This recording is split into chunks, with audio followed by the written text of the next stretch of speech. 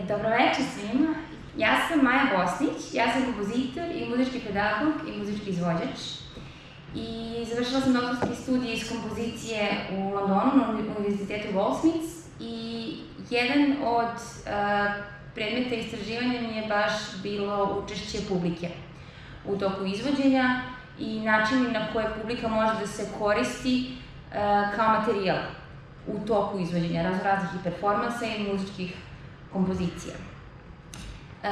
Poslednjih decenija, inače, je postala neizmenična praksa da se u toku raznoraznih i teatara i performansa i instalacija koristi publika kao element koji mora da pokrene dešavanje u reprodukciji umetnosti ili da nadogradi ili da doda ili da nekako začini to izvođenje.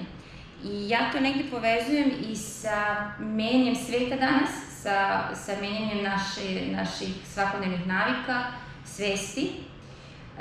Generalno, u poslednjih decenija, ono što je bilo uobičajeno u svakodnevnom životu čoveka se užasno mnogo promenilo i ljudi su svi negde postali mnogo otvoreniji ka javnosti. Mnogo otvorenije dele svoj život, svoj lični život, mnogo otvorenije učestvuju u tuđim životima, mnogo više imaju uvid u tuđe živote i to se veoma izmenilo. Ja se sjećam da 2009. godine u Engleskoj je buknula masa raznoraznih digitalnih instalacija umetničkih i vizualnih kojima je bila fascinacija tema Facebooka, jer je to tad bilo novo i onda su se svi bavili time na raznorazne umetničke načine i predstavljali to pitanje identiteta, deljenja stvari koje bismo ranije krili od drugih sa celim svetom i tako dalje. Danas svaki čovek, ne mogu reći svaki, ali veliki broj ljudi je spreman da bude autor neki javni ili da piše blog i da to sad veliki broj ljudi čita, što ranije bi ljudi dobro razmislili pre nego što bi nešto objavili. Dakle, danas manje više vrlo je lako postati autor, pisati blog, snimati videe, objavljivati fotografije, posebne umetničke ili svakodnevne kakve god, imati svoj web page, skoro svako, LinkedIn je ko svačiji web page sa CV-em i ostalim šta je do sad radio, projekte i tako dalje. Svako svoje mišljenje deli javno i stavove, šta voli, šta ne voli, koga voli, koga ne voli i tako dalje. Odjednom je to sasvim normalna stvar, da svaka jedinka se toliko deli sa svetom i ima uvid u druge, u tuđe živote. Takođe, svaki čovek se konstantno poziva da je jako važan i bitan i od svakog čoveka se stalno poziva komentariši, podeli, napiši, lajkuj, snimi, objasni, zaprati i tako dalje. Tako da svaka osoba ponaosob se stalno podsjeća da je on jako važan i bitan nekome. Svaki taj lajk je jako važan i ima neki deo u nekom, nazovi, ishodu digitalnom ili kakvom god već. Nekad i prerasta to, klikni i tako dalje. Dakle, stalno se svi pozivamo na akciju. Sve što radimo postaje dosta bitnije, onako transparentno bitno i svi negde postajemo neke male lokalne zvezde u našem životu, u našoj zajednici. Imamo fanove, bilo da je to porodica, kolege i tako dalje, dakle stalno se prati koliko ljudi prati naš život i šta radimo i koliko je kome bitno i šta smo sve zajedno lajkovali, šta nismo, s kojim stavima s kim slažemo i ne. Tako da sva individua je postala nekako javno bitna. I uverena sam da smo dosta i naviknuti na to. Takođe se vreme veoma ubrzalo, što već svi znamo, i postalo još dragocenije samim tim. Tako da sad postaje pitanje, ako ja negde dolazim, a nisam uključen i bitan, što bi došao? Tako da ako ja dolazim na neko muzičko izvođenje, a treba da sedim 2,5 sata i gledam, zašto bih to uradio i da li bih? Dakle, postaje pitanje sad čemu je moje vreme vredno i da li je umetniku vredno moje vreme, da li imam nešto više da ponudim i tom umetniku koji je nešto izrežirao i smislio, osim da sedim i gledam. Tako da, verujem da smo se svi dosta promenjali u tom smislu i tako vraćam se na tu 2009. 10. Meni je sve to tako postalo jako interesantno i generalno sam se uvek borila sa tim pitanjima, obzirom da sam savremeni kompozitor i kao što svi znamo, to nije neka veoma popularna umetnost i masovno ispraćena.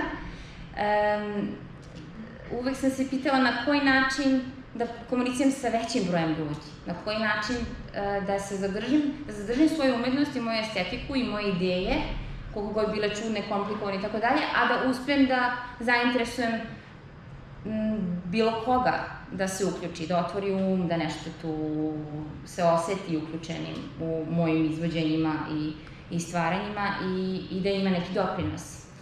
Tako da sam sama krenula da se mišljam načine na koji bih ja mogla da u kompoziciji koristim aktivno publiku da bi se izvela kompozicija. I to mi uopšte nije bilo toliko lako. Imala sam gomilu primjera iz raznoraznih teatralnih tvorevina, iz pozorišta i performansa i sound arta, gde imate instalacije statične, gde publika mora nešto pipne, klikne, uradi nešto, proizvede nešto da bi otkrilo šta će tu da se desi i šta je ta umetnost. Dakle, tu smo imali interaktivnu umetnost već odavno u tim statičnim instalacijama. Onda u pozorištima isto smo na razne načine imali uključenu publiku, bilo u komunikaciji sa glumcima, bilo u tome da su prisutni na sceni ili oko scene ili u objektu i tako dalje. Ali i u muzici je bilo i ranije primjera gde je publika na taj način bila uključena u neka velika izvođenja određenih kompozicija i opera. Međutim, i dalje je publika bila uključena kao scenografija ili kao neki šetač, kretač, a ne zvukom. Nisam uspela da pronađem da je neko dao moć publici da zvukom učestvuje u stvaranju nekog umetničkog dela muzičkog. E sad, razlozi generalno zašto uopšte se publika najčešće želi da uključi u izvođenje nekih performansa ili teatara, odnosno zašto bi stvaralac tražio publiku, je najčešće želja da se osete više uključeni, da dobiju veću moć na to izvođenje, da bude drugačije nego bilo koje drugo, jer su oni sada tu, dakle da imaju neku slobodu u tom smislu, da mogu oni to i samim tim da prisvoje onda to izvođenje s tim svojim nekim delovanjem u toku tog izvođenja, da se lično više povežu sa delom, jer su oni tu, jer su oni imali neki značaj, jer su oni nešto mogli tu da urade. I takođe, taj neki transfer stvarnosti, gde je sve stvarno, sada se događa, to je deo njihove stvarnosti, oni sada učestvuju i moraju da reaguju na to. Načini na koji su do sada uključivali publiku, naročito u teatru i performansima, dakle, različitim načinima menjanja scene, geografski i arhitektonski, bilo da je publika na sceni ili je u nekom drugom objektu gde se meša s izvođačima ili izvođači odlaze u publiku, pored publike, dakle na taj način su negde se trudili da se publika više oseti uključena u toku izvođenja performansa.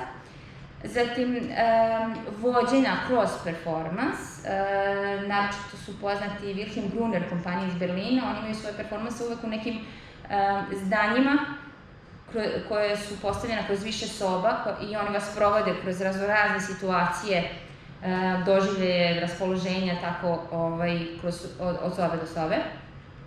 Zatim fizičkim kontaktom, tako što su stvarali situacije gde izvođači i publika dolaze bukvalno u fizički kontakt, dodirom, guranjem, traženjem da se reaguje na nešto, deljenjem predmeta, gađanjem publike nečim, dakle sve se to koristilo da bi se publika osetila delom izvođenja nekog i eksplicitnim i direktnim pozivom na akciju, dakle traženjem nešto od nje, postavljanjem pitanja ili sa slanjem nekog govora ili čistih instrukcija šta da urade, u krajnjem slučaju na rock koncertima ima tajmo ruke gore i tako dalje, mislim to je isto direktna komunikacija s publikom i traženje njenog učestvovanja u izvođenju nekih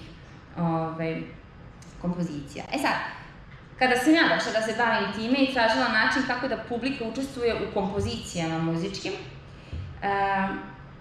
shvatila sam nekoliko tu stvari i nekoliko parametra kojih moram da se držim da bi to uspelo i da bi to funkcionisalo. Dakle, i u slučaju da budete sami zainteresovani da se nekad bavite time, da razmišljate u tom pravcu, da uključujete publiku u vaše neke radove u budućnosti, verujem da će ovo isto značiti da imate popisano. Dakle, pre svega je osnovno neophodno da imaju jasna obaveštenja. Šta ih čeka i šta se očekuje od njih. Na što jasniji način, bez komplikacija, u par reči, da bude ciljano za nemuzičare. Ako je potrebno da oni stvaraju neki zvuk i ne možete očekivati da vam cijela publika budu obrazovani muzičari, dakle morate komunicirati na način i tražiti od njih i očekujući od njih nešto što je prilagođeno nemuzičarima, što ne zahteva muzičko obrazovanje, ako hoćete da budu sposobni svi da se uključe u vaše izvođenje. Zatim, tražiti vrlo, u suštini, lake akcije od njih, ne nešto što traži pripremu, vežbanje, ne nešto što, ili prethodno iskustvo, niti nešto što im je teško da izvedu. Dakle, nešto što najmanje im stvara nervozu i sumnju u sebe i vrlo lako može da se ostvari. Imati ljudske mamce, to je isto dobro, naročito pri prvim izvođenjima, da imate nekoliko svojih ljudi koje zadužite da budu publika da bi se ostali opustili i pokrenuli, to je vrlo često vrlo dobra stvar. Jer kao što rekao, to nije još uvek praksa redovna, to je vrlo mestimično se koristi i pojavljuje. I takođe, ono što ja, na primjer, u mojim kompozicijama vodim računa je da kompozicija kao kompozicija, struktura, partitura i sve ostalo funkcioniše i bez učestvovanja publike. U najgorem slučaju da mali broj publike ili da se svi stide ili da se niko ne uključi, da to i dalje funkcioniše kao delo i bez tih dodatnih njihovih inputa, učestvovanja, zvukova koje sam planirala, dakle da i kad komponujete, onda ili režirate, dakle i u tom smislu razmišljate da to može da funkcioniše u slučaju da ne uspete da ih motivišete da se uključe. I razmišljajući o svemu tome, takođe sam čitala knjigu Davida Stubbsa, koja mi je mnogo značila i probudila neke ideje. Knjiga se zove inače Fear of Music, Why People Get Rothko but Don't Get Stockhausen. Strah od muzike, zašto ljudi kapiraju Rothka, a ne Stockhausena. On je inače engleski kritičar i isključivo se bavi savremenom muzikom i on je u tom kratkom štivu se bavio i objašnjavao i iznosio svoje neke ideje o tome šta on misli zbog čega savremena vizualna umetnost silne milione dolara dobije na raznim aukcijama, a savremena muzika je toliko ljudima odvojna. I između ostalog, jedan od interesantnih njegovih zapažanja je bilo to da savremena muzika ne može niko da ima jedan original. Vi možete da dođete na premijeru i posle da naručite CD ili šta već, ali da to bude samo jedno i samo vaše i ničije drugo je veoma bilo teško. I tako da razmišljajući o svemu tome, uključivanju publike, davajući moći publike, kako da mu publika daje neki zvuk, kako da i publici to bude bitno, došla sam do nekih prvih svojih kompozicija koje uključuju publiku izvođenja. I tako, 2010. sam ja onda smislila, razmišljajući o svemu tome i o svemu što sam do tada istražila i pogledala, doživela i preslušala, sam napravila prvu kompoziciju u kojoj učestvuje publika i zvala se Zabuna na sceni, donesi svoju buku. I ideja je bila da zabuna je zato što u suštini cijela kompozicija je otvorena scena gde i publika i bilo ko iz publike može u bilo kom trenutku da se popne i siđe sa scene i da svira bilo šta što nađe na jednoj gomili na sred scene gde su bili raznorazni stari predmeti, stari instrumenti, igračke, predmeti svakodnevnog života i da naprave svoju buku ili čak samo da odglume nešto ako hoće, da se prošetaju scenom, tako da i zbog toga je bila zabuna u smislu da se ne zna ko je izvođač, a ko je publika tu. Takođe, razmišljajući svemu onome s početka što smo pričali o svesti današnjeg društva i jednog čoveka, trudila sam se da to ipak ne bude neki opšti haos, kao izvolite pa šta bude, nego da ima konstrukciju, dakle imamo stavove, imamo scene, to traje 22 minuta uvek, ima početak i kraj, ima soundtrack, ima ansambl koji ima partituru, ima video, ozvučenje, dakle to je jedna kompozicija koja traje 22 minuta, ali unutra postoji mogućnost i sloboda da svaki put zvuči drugačije i da svaka scena bude obogaćena time što, ako ste vi došli, imali ste želju da nešto tu doprinesete i uradite, odsvirate, napravite buku, promenite to izvođenje na taj način. I isto, kako bi se prilagodila savremenom životu, bila je postavljena nekoliko meseci u SKC-u i davala se na svakih sat vremena, to jest izvodila se na svakih sat vremena u 7, 8, 9 i 10 te večeri, jednomesečno. Tako da je bila negde između instalacije i koncerta. Trajalo samo 20 minuta, dakle ne oduzima 2,5 sata nečijeg vremena, i traži akciju i kogod je prolazio mogu da vide da li upada na 7 ili 8 ili 9 ili 10, tačno na sat, i da se priključi. I ono što isto je bilo važno, inspirisano onom pričom o originalima, svako ko bi došao i učestvovao, posle bi naručio DVD sa svojim nastupom na sceni i to mogao da čuva posle zauvek kao svoj nastup u životu u kom je učestvovao. Meni isto bilo jako interesantno, obzirom da se bavim eksperimentalnom muzikom, da me interesuju zvuci koji najmanje liče na melodije i instrumente, a opet da bi komunicirala sa širom publikom, koja nije nužno muzički obrazovana. Bavila sam se zvucima iz svakodnevnog života. Nekih sam 3 meseca svoj život snimala konstantno, gde god sam išla i šta sam radila. Tako da sam imala snimke iz pošte, supermarketa, gradskog prevoza, vožnje kolima, parka, kluba, što šta. I negde napravila sve te scene kao jedan dan, prosečni, koji sam smatrala da će svako onda i prepoznati slušajući kompoziciju. Tako da negde sam je i podelila s publikom u smislu da sam ja uzela zvuke iz njihovog života, našeg zajedničkog ovde u Beogradu, pa je bilo sasvim i logično da i oni imaju pravo tu da dodaju ono što su mislili da je falilo svakoj zvučnoj sceni tu, nekim svojim zvukom ili igranjem prosto.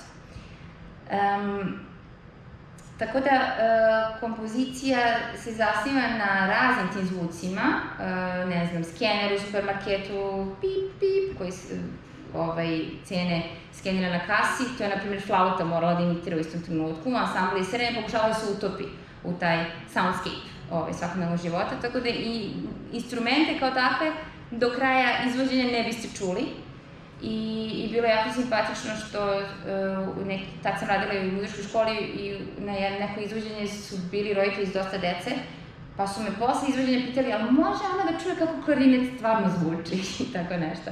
Tako da, cijelu kompoziciju u suštini vi čujete instrumente, ali slušate samo netipične alternativne tehnike i tretiranja instrumenta i usput sami pravite buku ili učestvujete na sceni. Ja ću vam pustiti kratak insert, iscepkan iz delova prvog izvođenja, kasnije se tu dodao i veliki video projekcija. I što još? Da, ovo su bile pozivnice, su inače bile kao flyeri su bili kao pozivnice za koncert, tako da svako mogu da pozove ljude na svoj nastup. Ne znam što se ovako loše čita. Ljudi su na razne načine pravili buku. To prvo izvođenje smo podelili, kao što vidite, ove neke perkusivne velike zvečke, kasnije su dobili svašta još, i tiganje, i neke duvačke instrumente, i harmoniku, pa su mogli svašta još da prave.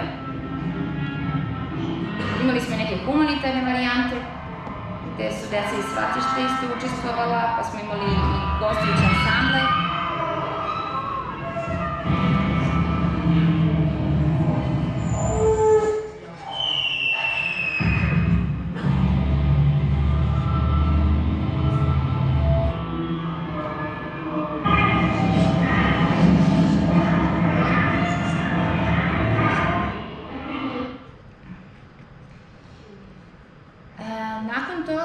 Inače, zabavno smo posle tu prvo izvodili i na festivalu performansa u Plovdivu 2010. 2011. I posle toga i u Engleskoj u Kingstonu na Temzi, na njihovom festivalu, internacionalnom festivalu umetnosti. Naredne godine sam napravila sledeću zabavu na sceni koja je bila bazirana na, dakle nije bazirana na zvucima i svakodnevnog života, nego na govorima iz svakodnevnog života.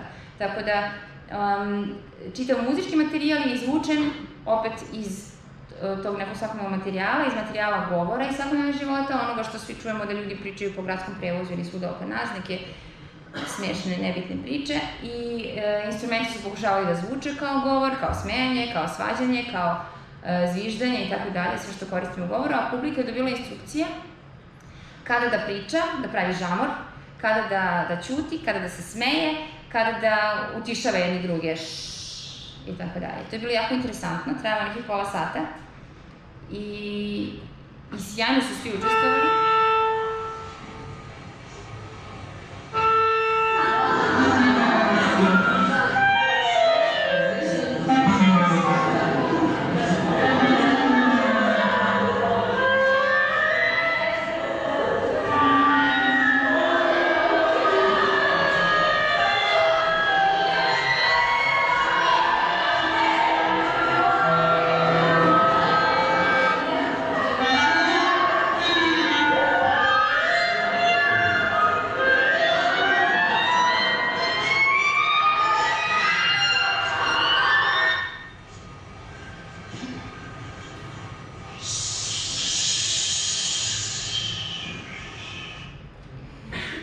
Iste priče bila isto s tim, svako izvođenje je nakon toga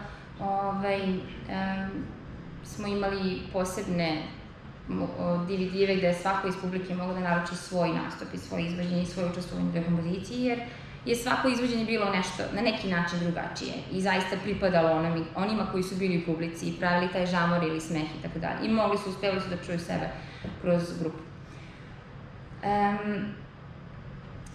Kasnije sam došla na ideju da odem dalje od instrumenta muzičkih, da još više priđem svakodnevnici ljudi i da od toga pravim muziku i da još pravim muziku za nemuzičare na ćoškovima grada, od samo onoga što se nađe na samom ćošku i da svi zajedno učestvuju u stvaranju nekih kompozicija, improvizacije i tako dalje.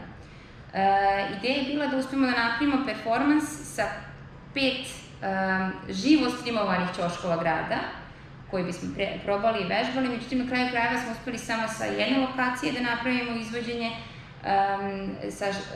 iz Španske kuće u Savamali, ispod Brankovog mosta one ruševine. Tamo smo na kraju napravili konačno izvođenje uživo za publiku, gde je i publika učestvovala. To je ovog puta bilo otvoreno, u smislu da publika nije dobila instrukcije nikakve ovog puta i mogla da svira i pravi zvukove kakve želi, ali opet služeći se samo predmetima koje bi našla na licu mesta, što su bile šipke, kamenje, pruće razno i tako dalje. Sve zavisilo od njihove mašte i ideje. Ovo nam je bio promo video, radila Katarina Ilišković.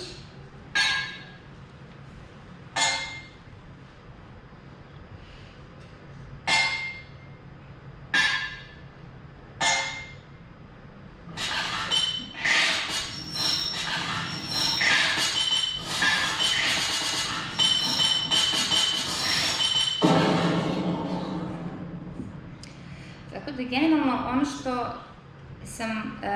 o čemu sam ja vodila računa i što sam bila uverena da će opustiti i pozvati publiku da se priključi je da koristim materijal koji je njima poznat, da koristim situacije koje su njima poznate, da otklonim taj stres od nečeg nepoznatog u startu.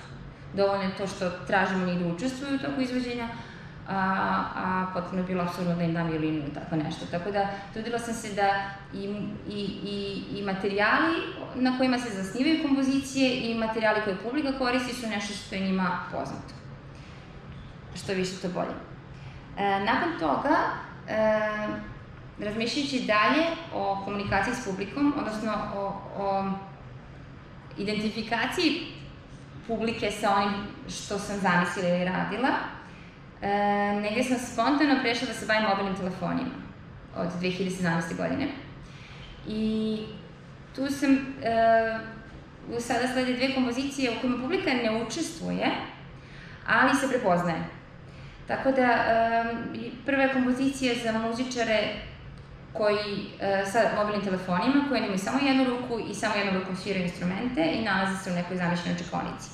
Cijela kompozicija se bazira na toj slici, gde njihova lica isto svetlo od ekrana, čitaju note sa ekrana, to niko ne zna, i izvode kompoziciju iz partiture koja je u videima animirana. To je ovako izgledalo u malom sastavu.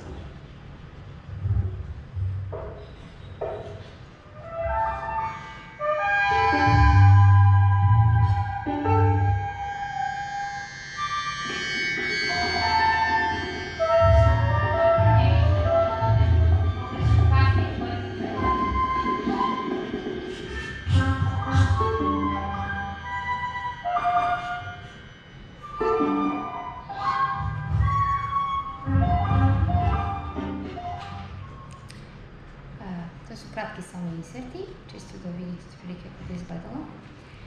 Nakon toga sam uradila kompoziciju koja se izvodi sa raznim besplatnim mobilnim aplikacijama koje se nalaze na Google Store-u i Apple Store-u, koje nisam ja pravila, nego stoje tamo, razni su developeri u pitanju, besplatne su i sve služe muzičarima u toku izvođenja. Ono što je interesantno je da gde god smo izvodili ovu kompoziciju, uvek je nekoliko ljudi posle izvođenja došlo i tražilo da skine neke od tih aplikacija kako bi se kod kuće dalje igralo i tako dalje radilo. Tako da, na taj način, verujem da je bilo interesantno publici i da je ostavilo efekt posle za njih da istraže i da se igraju. Ali generalno meni je to interesantna bila priča u smislu, samo nam pustim lepo, u smislu što mnogi od tih aplikacija nisam ni znala da postoje, nisam bila ni sigurna čemu služe. Sama sam ih dugo istraživala, isprobavala, instalirala i pre nego što sam počela da pišem kompoziciju, ja sam napravila dobro istraživanje i videla kakve aplikacije mogu da koristim, kako i zašto i šta.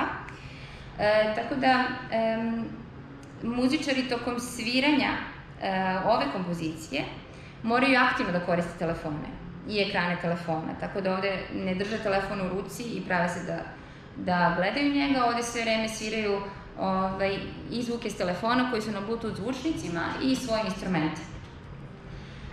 Aplikacije koje oni koriste su u jednom trenutku imaju samo svetlosne efekte na početku kompozicije, gde samo telefoni reaguju na ono što oni sviraju i proizvode svetla. Kasnije imaju aplikacije koje proizvode zvuke, koje prave neke snimke džinglova ili neke efekte iz filmova, pa prave, ne znam, kit pod vodom zvuk, pa kamion koji ide unazad i tako dalje. Dakle, imaju razne semplove tih raznih nekih zvukova, koje muzičari onda takođe pokušavaju da i sami sviraju i da puštaju sa telefona. Onda imaju aplikacije koje prave bučne zvukove, ima neka aplikacija gde imate kao trening za prste, što je u stvari kao treadmill za prste. I muzičari imaju notirano kako i kada da sviraju na toj aplikaciji, kako bismo dobili zvuk te trake koja ide u partituri. Zatim imamo aplikacije koje su nam bili dirigenti, kao što je neka zvana Breathe Easy, koji je u stvari trener za disanje, gde imate krug koji se ovako širi i skuplja polako. I onda u određenim trenucima kompozicije određeni muzičari su morali da pokrenu tu aplikaciju i ne bili znali šta dalje da sviraju, kako i koliko zvukova da prave u tom odseku. imali smo neke Kegel vežbe gde su nam odbrojavali koliko da pravimo buku, koliko da zastajemo i tako dalje. Tako da, na kraju postoje silne aplikacije koje vas snimaju i reprodukuju sa raznim efektima. Usporeno, pijano, robot, reverica i tako dalje. Tako da smo i to koristili isto pri kraju kompozicije, imali smo neki deo gde se svi snimamo dok svi sviramo zajedno neke džinglove, pa onda to puštamo svako na različite načine, pa dobijemo taj neki slojeve raznih čudnih reprodukcija. Ovo je samo kratko primer kolaž u stvari tih nekih trenutaka kada je duo izvodio.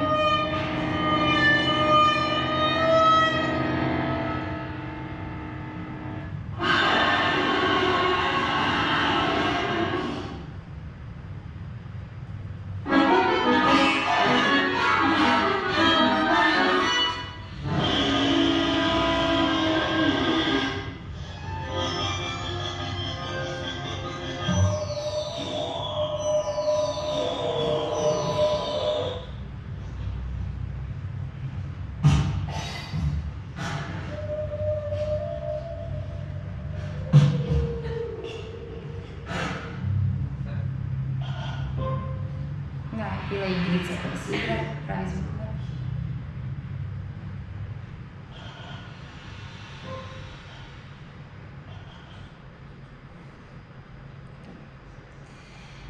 Sad, dalje inspirisana time, gledala sam kako onda da publici dam telefone, odnosno kako da probudim telefone publike, da publika onda putem njih učestvuje u nekim mojim budućim kompozicijama, performansima i tako dalje. I imala sam super priliku u Berlinu prošle godine, u januaru. Sam bila odabrana da učestvujem u njihovom festivalu CTM, u njihovoj laboratoriji Music Makers Hack Lab, gde sam u saradnji sa još nekoliko umetnika, što vizualnih, što sound artista, inženjera i tako dalje, dakle iz raznih oblasti, ne samo muzičara i kompozitora. Zajedno sam sarađivala sa njima i zajedno smo na moj predlog pokušali da sprovedemo taj koncept i da osposobimo publiku da učestvuje u tom nekom našem performansu. Tako da sam ja razradila koncept, režirala, osmislila zvukove za publiku, za tu aplikaciju koju bi publika svirala, koji bi bili samplovi, šta bi publika radila i instrukcije za publiku. Juan Olaya iz Kolumbije, on je tada napravio web aplikaciju za izvođenje u Berlinu, a od tada nadalje Arsenije Savić pravi tu aplikaciju i izveđuje uživo. Juan je tada, i vidjet ćete kasnije na videu, Juan je radio i te neke živo kodiranje vizuale. Zatim Justina Stasijovska je bila zadužena za pozadinske zvukove, ona ih je sve vreme napravila snimajući zvukove metroa u Berlinu, tako da sve vreme prati performans ti zvuci iz metroa u Berlinu. Tomi Herseta iz Justina iz Poljske, Tomi Herseta iz Indonezije se tamo na licu mesta bavio živim procesuiranjem zvukova publike koje je snimio. Vidjet ćete kasnije kad budemo izvodili uskoro. Doduše nas nije toliko mnogo, ali tamo u Berlinu bilo vrlo interesantno što je 200 ljudi na telefonima pravilo te neke sitne samplove i zvukove koji su kao roj se multiplicirali. I vrlo je bilo interesantno da u toku koncerta, nakon zvukova i žive elektronike sa bine, odjednom čujete veliki roj tih sitnih zvukova iz publike. I to je bilo jako interesantno i osvežavajuće i zanimljivo. Pa je onda Tomi mikrofonom snimao te rojeve zvukova i dodatno ih onda ponovo puštao sa naših scenskih zvučnika, pa smo imali kao neki spacijalni moment u svemu tome. Hasan Mašni je takođe manipulisao svim tim samplovima koje publika svira, pa ih je na svoj način puštao živom elektronikom. I na kraju smo izveli prvu verziju te kompozicije u Berlinu, Haus 2 sali, sa sve publikom. To je otprilike ovako izgledalo tamo, tada.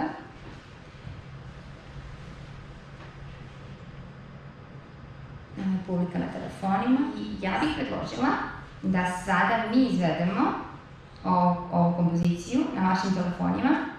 A da posle ostanemo, da još popričamo o tome kako još zamišljate i mislite da možemo publiku da uključimo u kompozicije muzičke ili u režiju pozorišnu, ali aktivnije od toga da samo odgovara na pitanja, sedi, dakle, stalno traži, ja sam barem zainteresovana da nađemo način na koji publika dobija i veću moć i odgovornost, odnosno da nije sama masa koja isključivo prati instrukcije, već da ima i neke trenutke gde ona može kreativno nešto da stvara, improvizuje i da dodatno doprinese svakom izvođenju bude drugačije.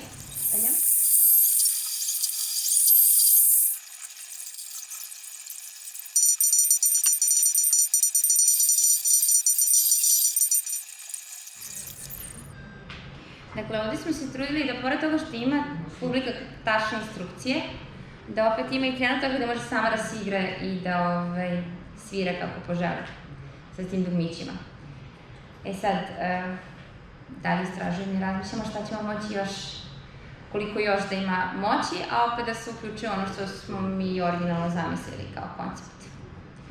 Dobro, ja se nadam da sam vam možda otvorila neke nove ideje za razmišljanje i u buduće, da ćete možda budući kad budete stvarali ili nešto pripremili, neke svoje projekte, performanse, razmišljati i o tome kako da i oni koji tu sede, ne sede sami, nego nešto učestvuju s vama, kako bi to i oni doživali kao nešto što je njihovo i bitno. Tako da, ako budete imali neka pitanja kasnije, ako se setite, znate da me nađete. Jako me zanima da čujem ako imate neke ideje, ako radite nešto, ako stvarate s publikom, s telefonima. Dakle, slobodno mi pišite i da nastavimo zajedno ovo istraživanje. Hvala vam puno.